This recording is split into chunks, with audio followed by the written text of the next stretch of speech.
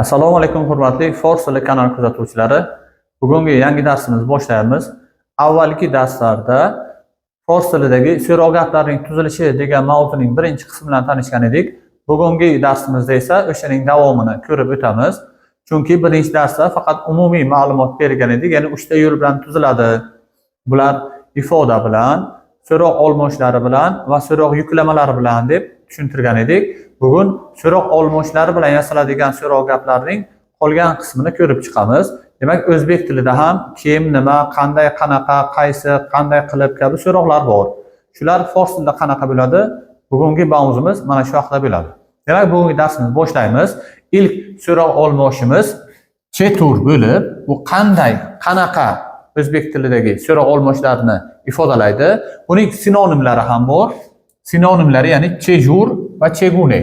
Demak, fors tilida chetur, chejur, chegune so'roq olmoshlari o'zbek tilida qanday, qanaqa so'roq olmoshlari bilan teng bo'lib hisoblanadi. Ya'ni ma'nodosh. Misolini ko'ramiz. In g'alam chetur ast. Ya'ni bu ruchka qanday? Buni bilamiz, ast dirni beradi, o'zbekda tushadi. Ya'ni aslini olsak, bu ruchka qanday dir bo'ladi? Ya'ni biz dirni ishlatmaymiz, bu ruchka qanday deymiz. Masalan, aytish mumkin, bu ruchka yangi, ya'ni in g'alam nou ast. Yoki bu ruchka yaxshi, in g'alam xub ast. Yoki bu ruchka yomon desak, in g'alam bad ast bo'ladi. Xo'p, chetur, chejur, cheguni so'roq olmoshlari narsa buyumning hajmi, shakli, sifati, belgisi kabi ma'nolarni aniqlashga xizmat qiladi. Xo'p, chejur bilan ishlatsang ham, masalan, in bog' chejur ast. Ya'ni bu bog' qanday bo'lsa, javob bersa bo'ladi. In bog' xeyli buzurg ast. Ya'ni bu bog' juda kattadir. Keyingisi bilan chegune, masalan, in kelos chegune ast. Ya'ni bu sinfxonasi qanday? Javob in kelos buzurg va ravshan ast. Ya'ni bu sinfxonasi katta va yorug'dir. Demak, chetur, chejur, chegune qanday, qanaqa so'roq olmoshlariga mos keladi va birining o'rnida bemalol ishlatilaveriladi. Keyingi ikkinchi so'roq olmoshimiz che rangi, ya'ni qaysi rangda. Misol, taxte che rangi ast, ya'ni doska qaysi rangda.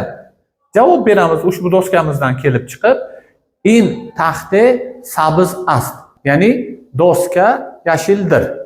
Yoki qog'oz che rangi ast, qog'oz qaysi rangda. Qog'oz sefid ast, qog'oz oqdir. Yoki gul che rangi ast, gul qaysi rangda. Gul so'rq ast, gul qizildir. Demak, che rangi narsa buyum yoki shaxsning rangini so'rashga xizmat qiladi. Keyingi so'roq olmoshimiz chekore. Bu o'zbek tilidagi qaysi kasb egasi degan so'roq gapga to'g'ri keladi. Ya'ni birovning kasb-korini mashg'ulot so'rash uchun fors tilida chekore so'roqdan foydalanamiz. Misolini ko'ramiz. In mard chekore ast. Ya'ni bu kishi nima kasb egasi yoki nima ish qiladi? Javobi in mard pezeshk ast. Ya'ni bu kishi vrachdir. Xohlagan kishiga nisbatan ishlatish mumkin. Masalan, Ahmad chekore ast. Ahmad nima ish qiladi? Qaysi kasb egasi? Ahmad donishyor ast. Ahmad o'qituvchidir. Yoki Madina chekore ast, ya'ni Madina bu ism bilamiz. Madina nima ish qiladi? Qaysi kasb egasi? Madina oshpaz ast. Madina oshpazdir. Xo'p, keyingi savolimiz ko'cho. Ana endi mana bu ko'cho o'zbek tilidagi qayer, qayerga, qayerda so'roq olmoshlarining o'rinni bosa oladi. Bitta ko'choning o'zi qayer, qayerga, qayerda ning vazifalarini bajaradi. Gaplarni ko'ramiz. Injo ko'cho ast yoki injo ko'chos. Bu yer qayer degan. Aytamiz masalan, injo donishkade ast. Ya'ni bu yer fakultetdir. Bu qayer so'rog'iga misol edi. Ikkinchisi, Ahmad ko'cho raft.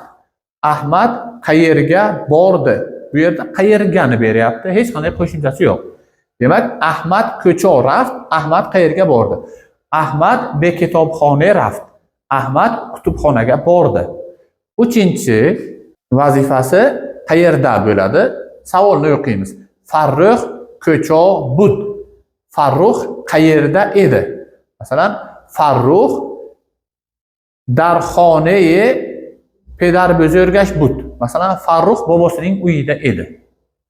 Demak, ko'cha qayer, qayerga, qayerda so'roq olmoshlarining vazifasini bajaradi.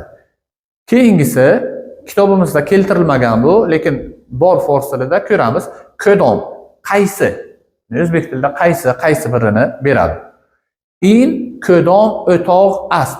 O'toq degani komnata, ruschadagi komnata, bizdagi xona. Ya'ni alohida xona yoki kabinetni ham beradi. Demak, in kodom o'toq ast, bu qaysi kabinet yoki bu qaysi xona? Aytish mumkin, in o'tog'i zabonshunosi ast.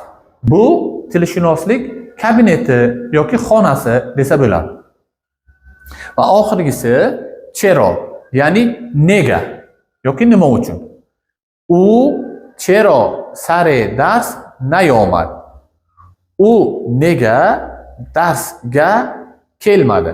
Hali bu sar degan predlogni yoki fe'lni o'tganimiz yo'q. Gapga kerak bo'lganligi uchun ishlatamiz. Keyingi darslarda ko'rib o'tamiz. Demak, u nega darsga kelmadi? Javob: u diruz bemor bud. Ya'ni u kecha kasal edi. Demak, bugungi aytmoqchi bo'lganlarimiz mana shu 6 ta so'roq olmoshlari edi.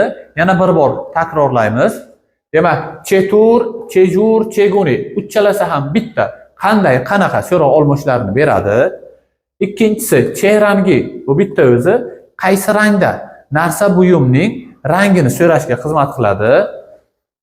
Chekore shaxsning kasb-korini so'rashda ishlatiladi. Ko'cha esa qayerda so'roq olmoshlarining vazifasini bajaradi. Kodom qaysi va oxirgisi chero esa nega, nima uchun so'roq olmoshlarining vazifadoshi bo'lib hisoblanadi. Bugun uchun mo'ljallangan ma'lumotlarimiz mana shulardan iborat edi. Mustaqil ravishda yana buni takrorlanglar. Keyingi darsda Xudo xolasa 6 ta so'roq olmoshlari yordamida mashqlar bajaramiz. Obuna bo'lmasdan kuzatayotganlar obuna bo'linglar, boshqalarga ham bo'lishinglar. Keyingi darsgacha xayr, salomat bo'linglar.